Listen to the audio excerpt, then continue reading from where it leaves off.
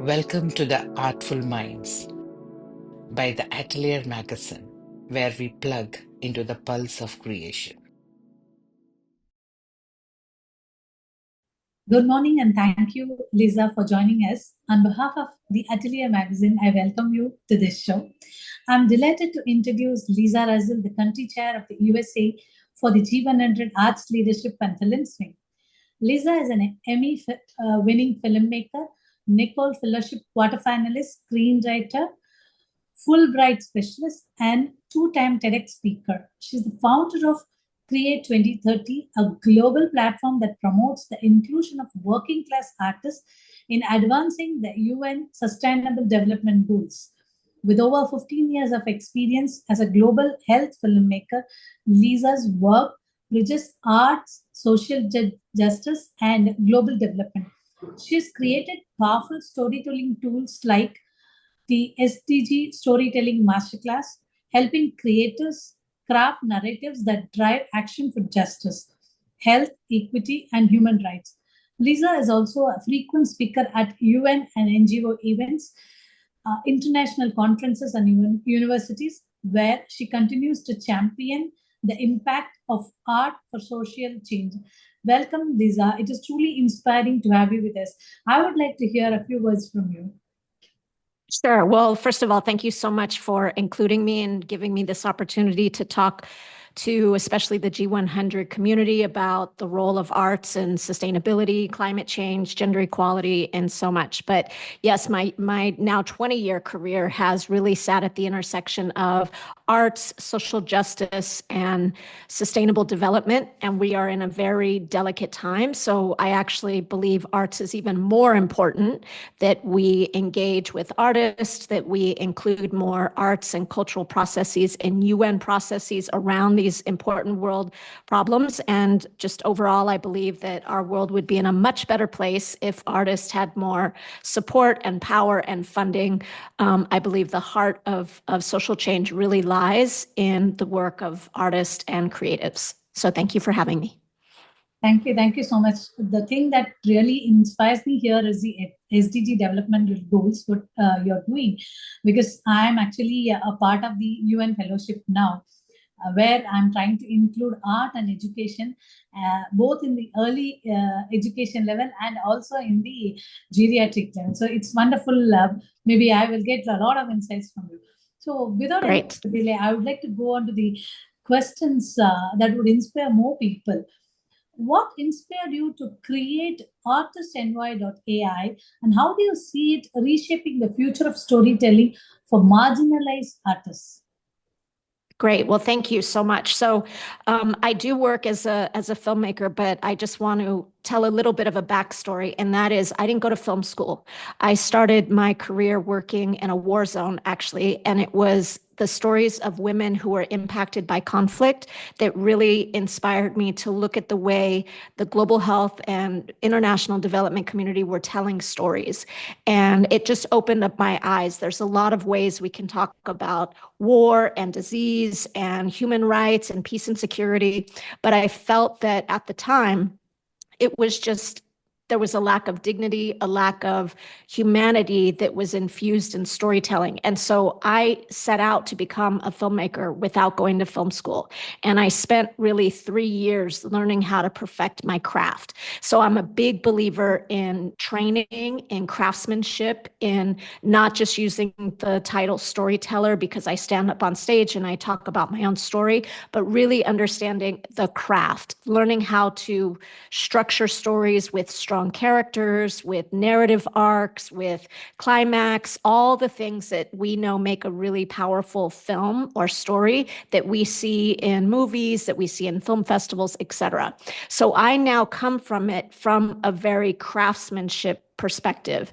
And I believe that artists and filmmakers who are professionals have a role in amplifying the 17 Sustainable Development Goals, because this is what we do to survive.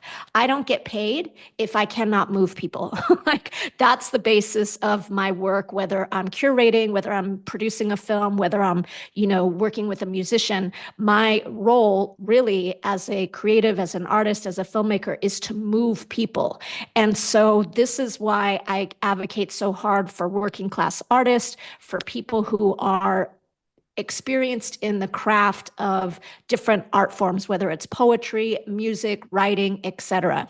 And I feel that if we made room for more of these artists, that we would help amplify all of the 17 Sustainable Development Goals, because really, you can find artists who are passionate about every single one of them. There are artists around the world who are already doing really impactful work on these things. They just don't work in this necessarily, UN kind of development space, and they don't use the same communication or storytelling devices or techniques.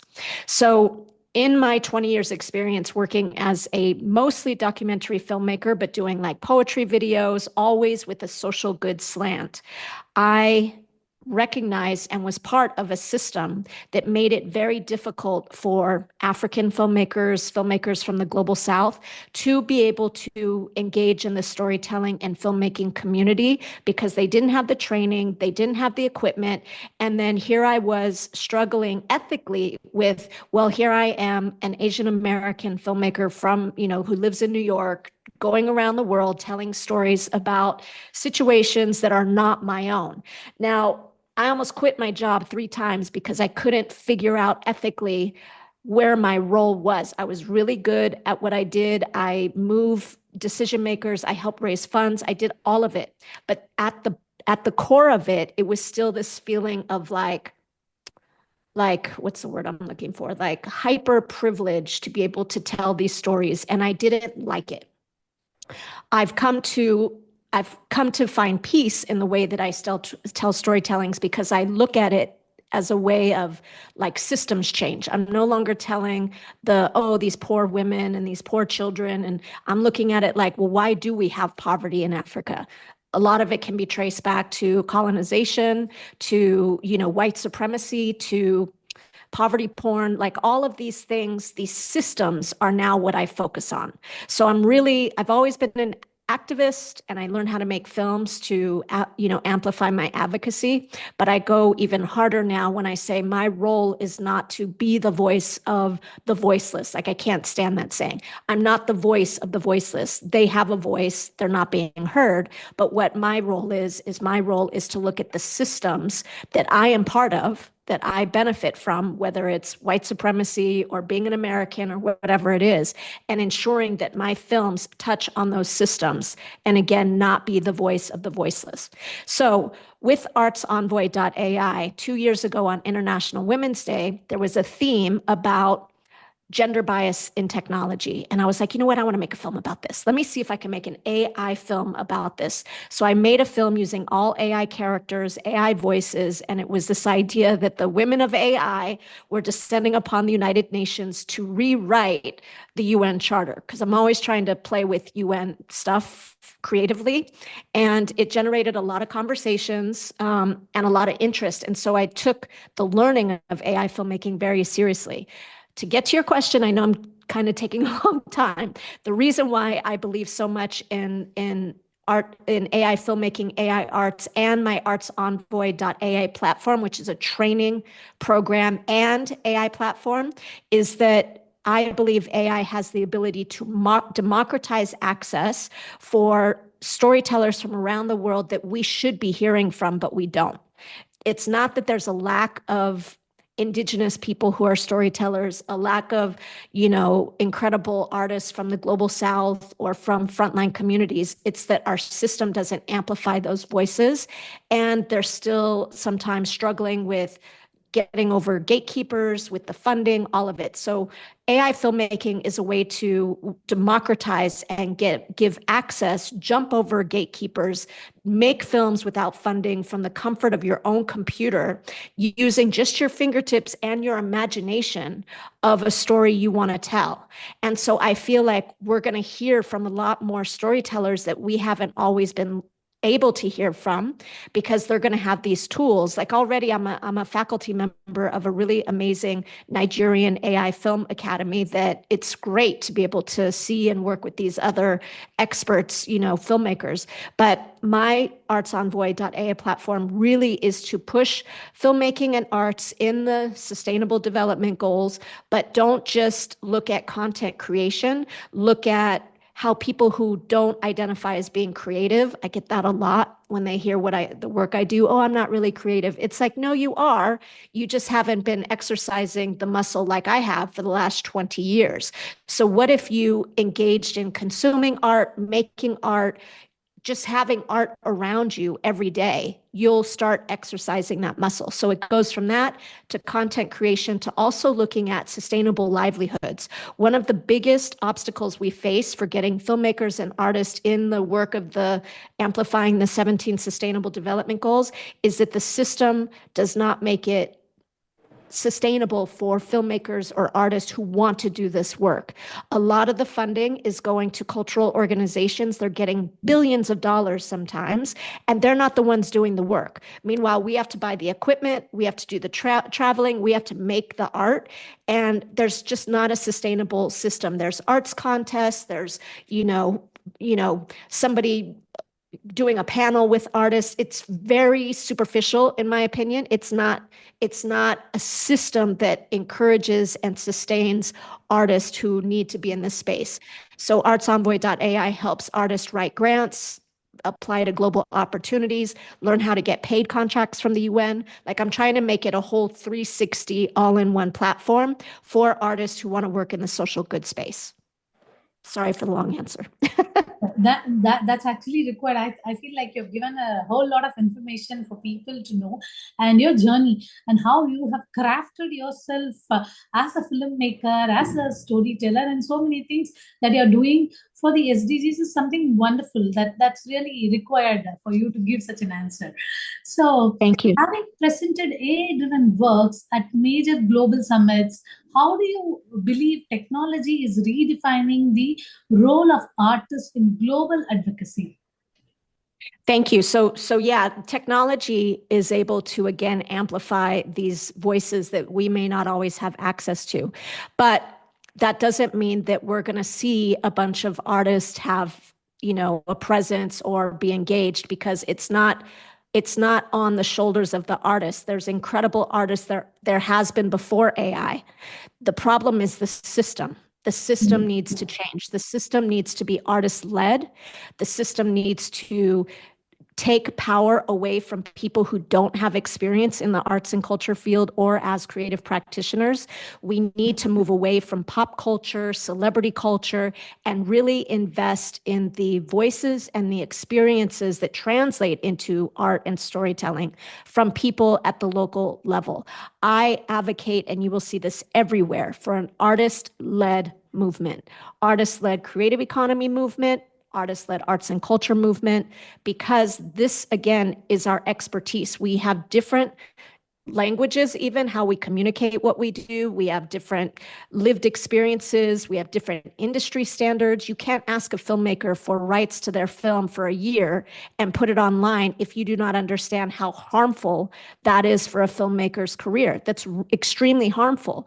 And a lot of people have good intentions, which is great, but good intentions do not translate to responsible work. So I talk a lot about artist representation, artist-led, et cetera. Where the arts movement has now taken, I don't like it. Like, as somebody who is a pioneer in this space, and the potential I saw for it has been hijacked by people who do not know what it means to work as an artist, who don't have any experience in the arts and culture field, and are gearing it back to the default UN way of celebrities and influencers and all of this stuff. That's not where the power is. Not only that, the power is not only in the art. So they may do arts contest and get thousands of submissions and then be like, okay, we're going to show your art, but we're not going to pay for you to come talk about it. You can't separate the artist from the art. The artist and the reason why they created the art is part of the thing that will make the change. You know what I'm saying? Like taking people's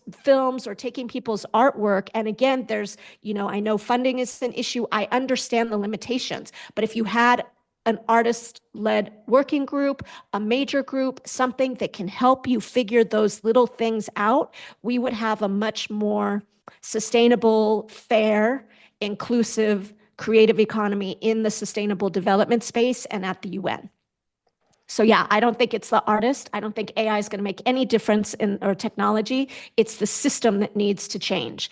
And I've gotten a lot of people not happy that I'm saying this because I'm basically calling out people who don't have experience in these industries are taking leadership positions, and you are doing harm to artists. There are many incredible museum directors. There are many incredible artists who would love to take on the role of some of these things. And the UN space and some of these funders are giving it to people who don't have the experience. And I'm just like shaking my head. Like, you wouldn't ask a non-policymaker to write, a 500, would you want me to write your 500 policy brief?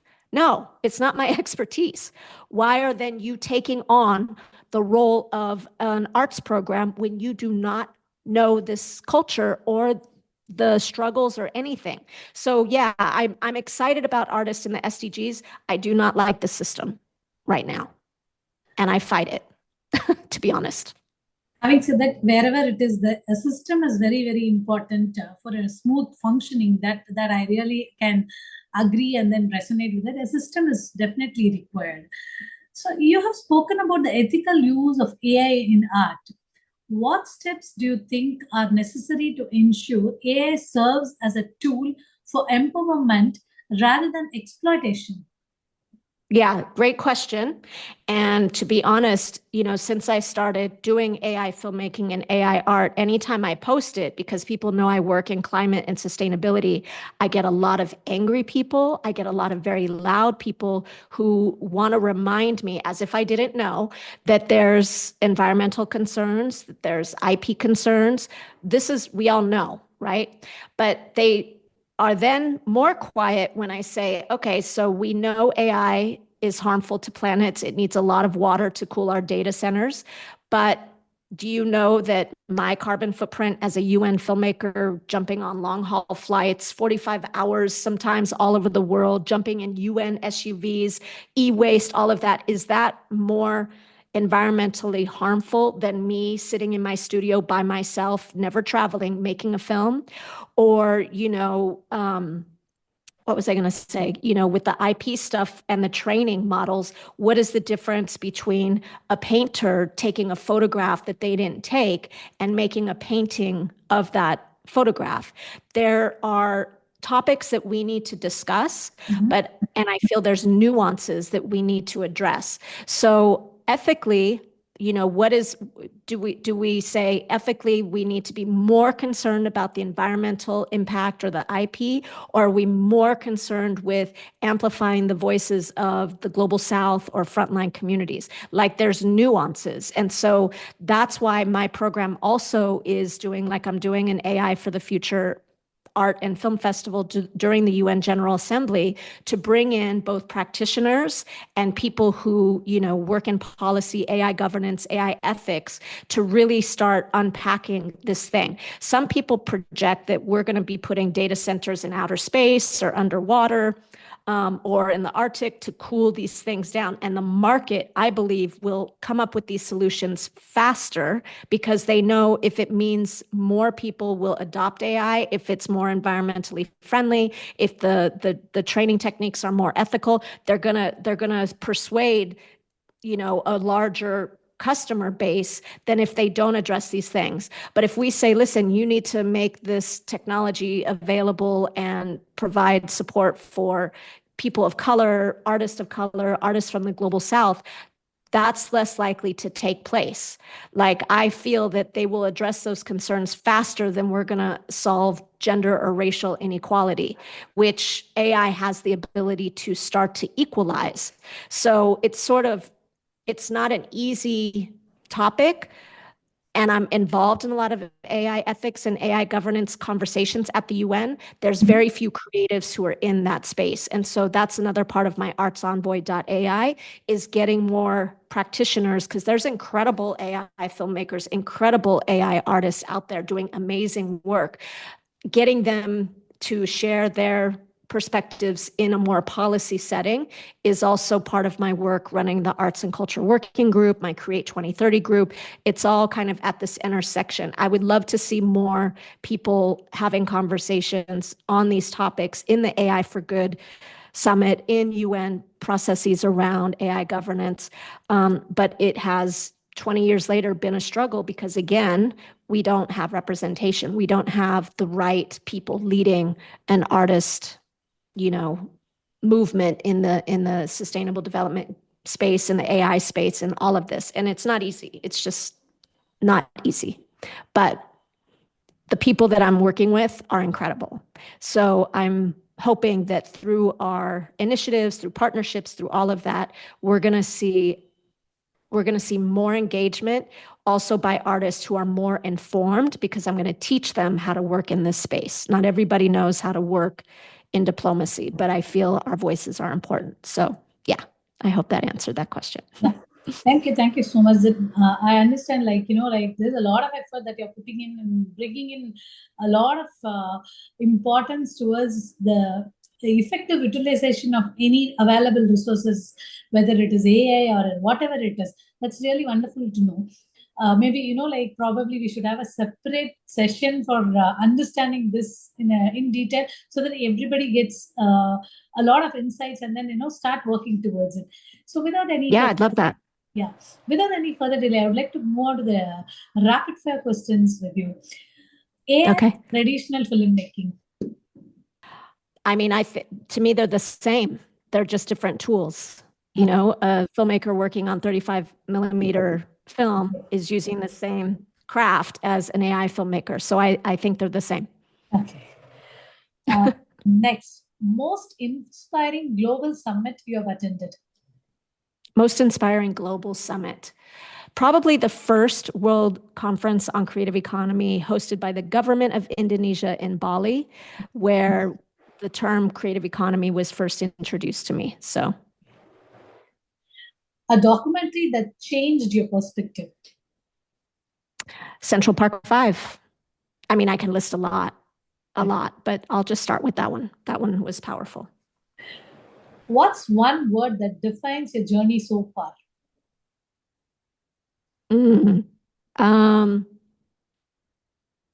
Is there a word that is like both challenging and inspiring at the same time? One word.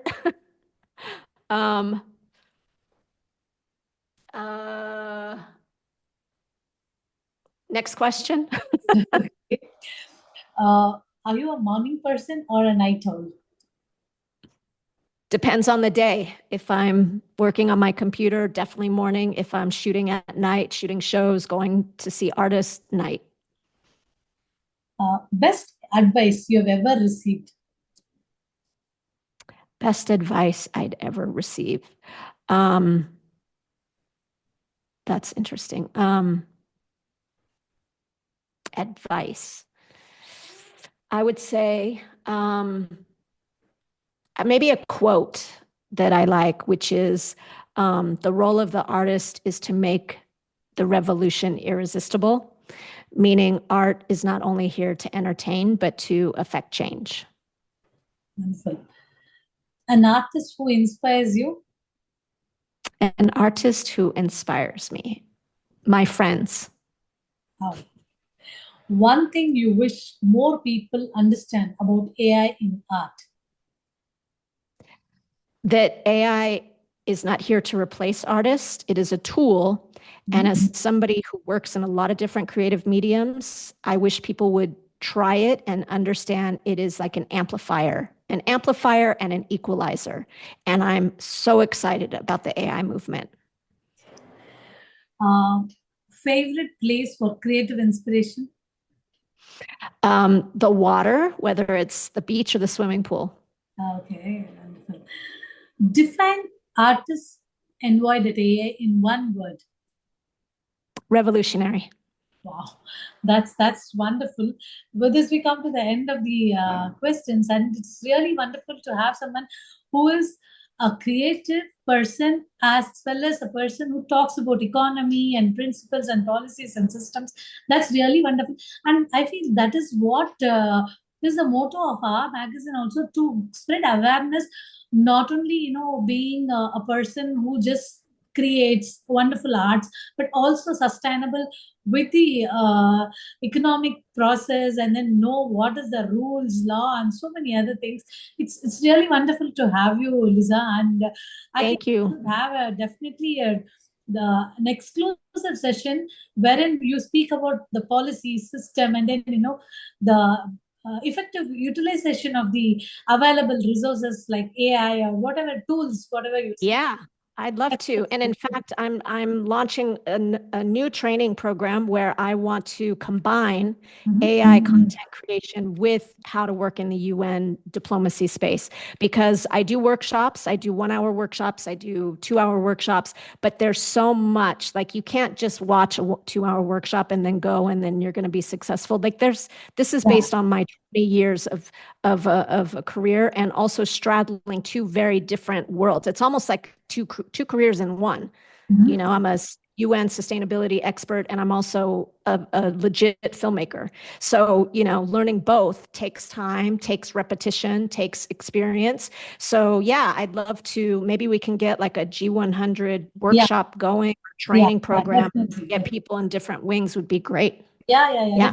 Because we are looking for all these things done. That is why this platform is also created, and let's definitely make the best use of it, and let's spread more awareness, knowledge, and we'll connect through the soul support. Thank you so much for joining us today. I was going to say, my favorite way to end an email sometimes, or a post, is let's create a better world together. Definitely. That's really All righty. Thank you so much. Thank you so much. Thank you. Thanks.